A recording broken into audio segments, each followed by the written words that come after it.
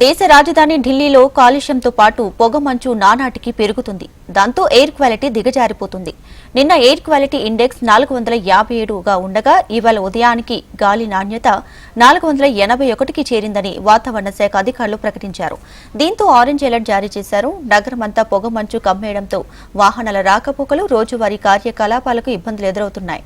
పొగమంచు పూర్తిగా కమ్మేయడంతో 150 మీటర్ల దూరంలో ఉన్నటువంటి వాహనాలు కూడా కనిపించని పరిస్థితి నెలకొంది. మరోవైపు పొగమంచు ఎఫెక్ట్తో విమాన సర్వీసులు ఆలస్యంగా నడుస్తున్నాయి. కాలుష్యం కారణంగా ఉదయం 8 గంటల నుంచి గ్రేడెడ్ రెస్పాన్స్ యాక్షన్ ప్లాన్ 4 కింద మరిన్ని నిబంధనలు అమలు చేస్తున్నారు. ఇందులో భాగంగా ఢిల్లీలోకి ట్రక్కులకు ప్రవేశాన్ని నిలిపివేశారు. LNG, CNG, electric, BS4 digital ట్రక్కులని అనుమతిస్తున్నారు. ఇక పాఠశాల విద్యార్థులపై కాలుష్యం ప్రభావం అధికంగా చూపే అవకాశం ఉండటంతో పాఠశాలలు అప్రమత్తమయ్యాయి. 10, 12 తరగతులు మినహా మిగతా తరగతుల వారందరికీ ఆన్లైన్ క్లాసులు నిర్వహించేందుకు నిర్ణయం తీసుకున్నారు. ఇక ఆఫీసులు కూడా 50% సామర్థ్యంతోనే నడుస్తున్నాయి.